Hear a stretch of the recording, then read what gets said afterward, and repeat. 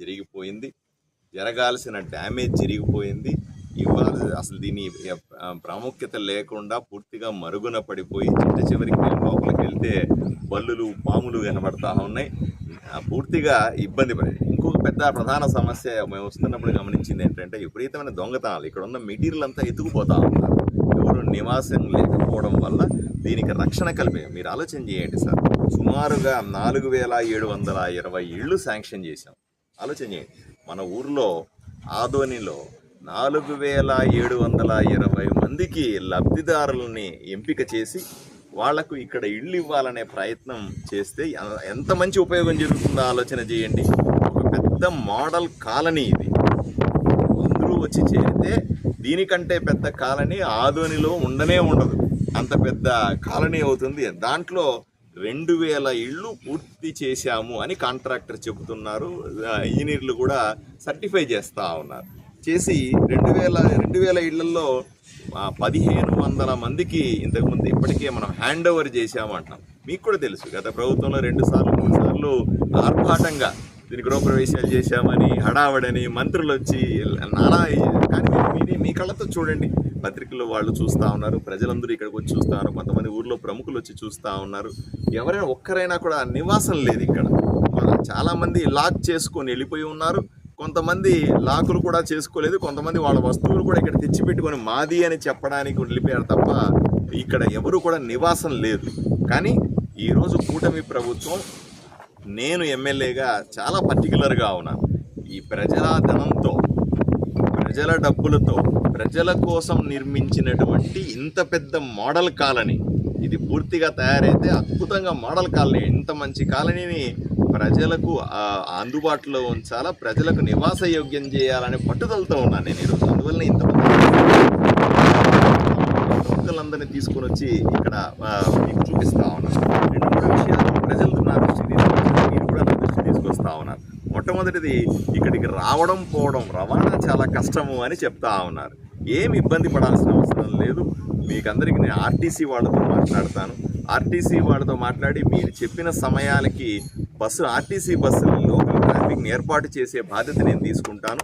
అంతేకాకుండా ఇక్కడ షేరింగ్ ఆటోలు కూడా తక్కువ ఖర్చులో వస్తాయి. 10 రూపాయలు 20 రూపాయలు షేరింగ్ ఆటోలని ఎక్కువ మంది నివసిస్తే తక్కువ ఖర్చు అవుతుంది. మీకు తెలియని ఆ రకంగా ఏర్పాట్లు చేసే అవకాశం నాకు. రెండవది, ఇక్కడ రక్షణ లేదు, ఇక్కడ వచ్చి నివసిస్తే రక్షణ లేదు అని చెప్తా ఉన్నారు. ఏమి ఇబ్బంది పడాల్సిన అవసరం లేదు. పోలీసుతో నేను మాట్లాడతాను. ప్రత్యేకంగా పోలీస్ పికెట్ని ఏర్పాటు చేస్తాను. ఇక్కడ పూర్తి స్థాయిలో ఇక్కడ నివసించే వాళ్లకు రక్షణ కల్పించే బాధ్యత నేను తీసుకుంటానని మీకు అందరికీ చెప్తా ఉన్నాను. అలాగే మూడోగా, పుకార్లు జరుగుతూ ఉన్నాయి ఊర్లో. ఏమంటే ప్రభుత్వం మారినప్పుడంతా మమ్మల్ని ఖాళీ చేయిస్తారు, లబ్ధిదారులను మార్చేస్తారు, మేము చేరుతాము, మళ్ళీ ప్రభుత్వాలు మారిందిగా మళ్ళీ లబ్ధిదారులను మార్చేసి మమ్మల్ని బయటికి పొమ్మంటే ఎట్లా పోతాము అనే భయాందోళనలో కొంతమంది పుకార్లు పుట్టిస్తున్నట్టుగా తెలుస్తుంది. ఎట్టి పరిస్థితుల్లో నమ్మకండి. ఇప్పుడు కాదు, ఎప్పుడైనా సరే నేను రాజకీయ కక్షలు చేసే వ్యక్తిని కాదు, రాజకీయ పార్టీల గురించి పట్టించుకునే వ్యక్తిని కాదు. ఏ పార్టీ వాళ్ళైనప్పటికీ లబ్ధిదారుల్ని మళ్ళీ గుండెల్లో పెట్టి చూసుకుంటాం. రండి, ఇక్కడ ఇళ్లలో నివసించండి, మిమ్మల్ని ఖాళీ చేయించే ప్రశ్నే లేదని మీకు అందరికీ కూడా నేను హామీ ఇస్తా ఉన్నాను. మూడోది, మెయింటెనెన్స్ లేదని చెప్తా ఉన్నారు. నిజమే, ఇక్కడ ఎవరు నివసించట్లేదు, నిర్లక్ష్యానికి గురైంది, ఎవరు అలాగే వచ్చి చూడలేదు, ఆఫీసర్లు తీసుకురాలేదు. మీరు కూడా ఆరోపణల వరకు రాజకీయంగా సరిపోయింది. తప్పనిసరిగా ఇక్కడ ముళ్ళ కంచెలు పెరిగిపోయినాయి, పాములు బల్లులు అన్నీ ఉన్నాయి. నిజంగానే చాలా ఇబ్బందికర పరిస్థితులు. మున్సిపాలిటీ వాళ్ళని పెట్టి మీరు ప్రజలు వచ్చి నివసించడం మొదలు పెట్టంగానే దీన్ని మామూలు మన కాలనీలు ఎలా అయితే రోజు శుభ్రం చేస్తామో అలా చేయిస్తాము. ఈ కంప చెట్లన్నీ తీయించేస్తాం. ఎక్కడ ఏమి ఇబ్బంది లేకుండా మెయింటెనెన్స్ని పర్ఫెక్ట్గా చేయించే బాధ్యత నేను తీసుకుంటానని మీకు అందరికీ నేను తెలియజేస్తా ఉన్నాను. అంటే ఏమవుతుందంటే సార్, నా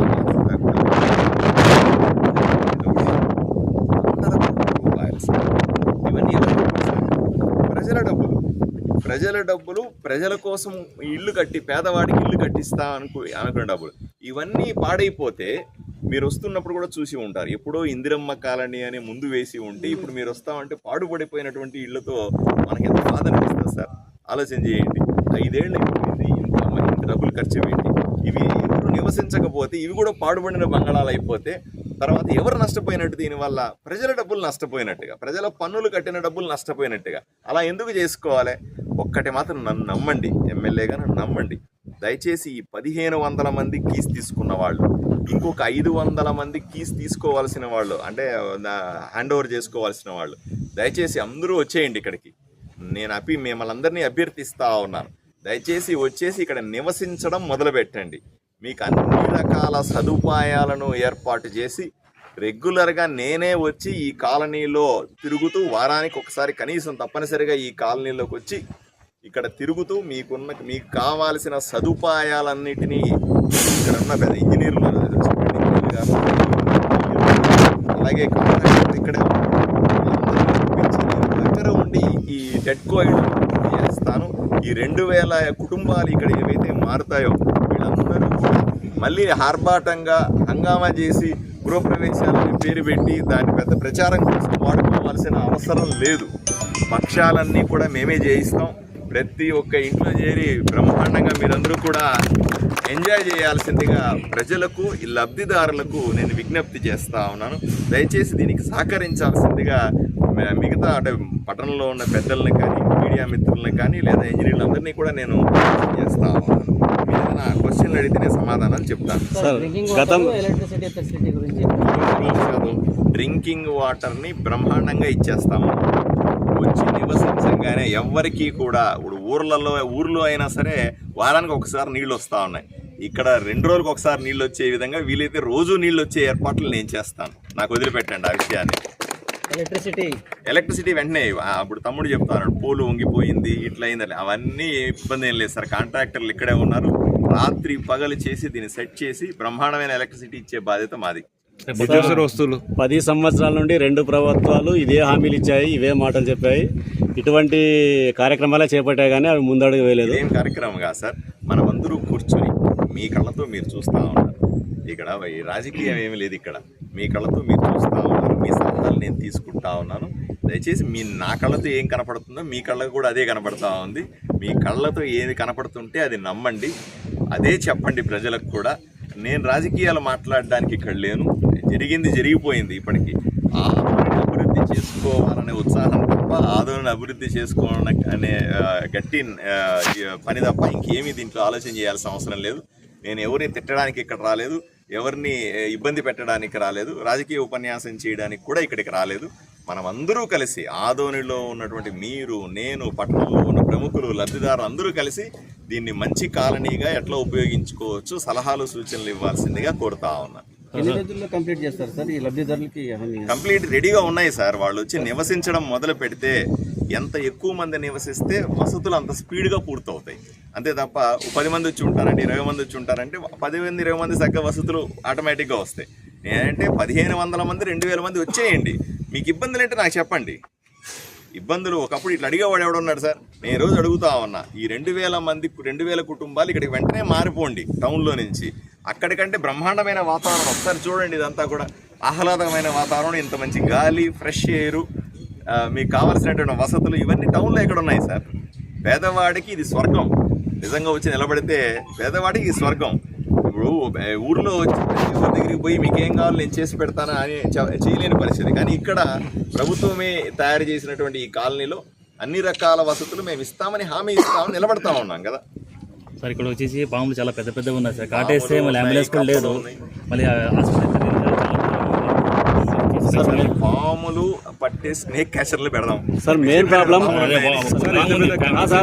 నిత్యావసర వస్తువులకి ప్లస్ పెద్ద పెద్ద పాములు పెడితే పెద్ద పెద్ద స్నేక్ క్యాచర్లు పెడతా. అర్థమైతే పాములు ఎప్పటికప్పుడు పట్టేస్తారు. రెండవది మెడికల్ ఫెసిలిటీ. ఇక్కడ ఒక అర్బన్ సెంటర్ని లేకపోతే హెల్త్ సెంటర్ని పెట్టి మినిమం ఏర్పాట్లు ఉండేటువంటి సెంటర్ని డెవలప్ చేసి ఇస్తాను. పెద్ద ఇబ్బందులు వస్తే ఎట్లా టౌన్కి రావాల్సింది ఎవరైనా సరే. ఇప్పుడు పల్లెటూరులో చిన్న సెంటర్ ఉంటుంది, అక్కడి నుంచి అవసరమైతే మెయిన్ హాస్పిటల్కి రావాల్సిందే కదా. ఆ ఏర్పాట్లు ఇక్కడ వెంటనే చేస్తాను సార్. ఇంత పెద్ద కాంపౌండ్, దేనికి కాంపౌండ్ లేదు సార్. నేను అదే శాంక్షన్లో లేదు అని, డిజైన్లో కాంపౌండ్ వాల్ లేదు అంటున్నారు. దాని గురించి ఒకసారి మాట్లాడతాను.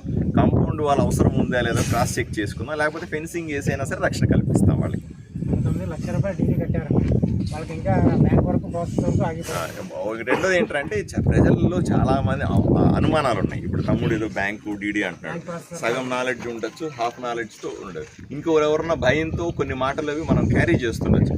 ఎవరికైనా సరే ఎటువంటి అనుమానాలున్నా ఈ బ్యాంకులకు సంబంధించి కానీ ఇక్కడ ఆక్యుపేషన్ సంబంధించి కానీ ఇంకేదైనా అనుమానాలు ఉంటే ఇక్కడ పూర్తి టైం ఒక ఎంప్లాయీని పెడతా ఉన్నాం మేము ఇక్కడ. ఇతను ఆదోనిలోనే ఉండి అందరూ లబ్ధిదారులు వచ్చి ఎవరైనా మీరు కూడా ఆయనతో టైం స్పెండ్ చేయండి. లబ్ధిదారులందరూ కూడా ఆయనతో కూర్చొని అనుమానాలను నివృత్తి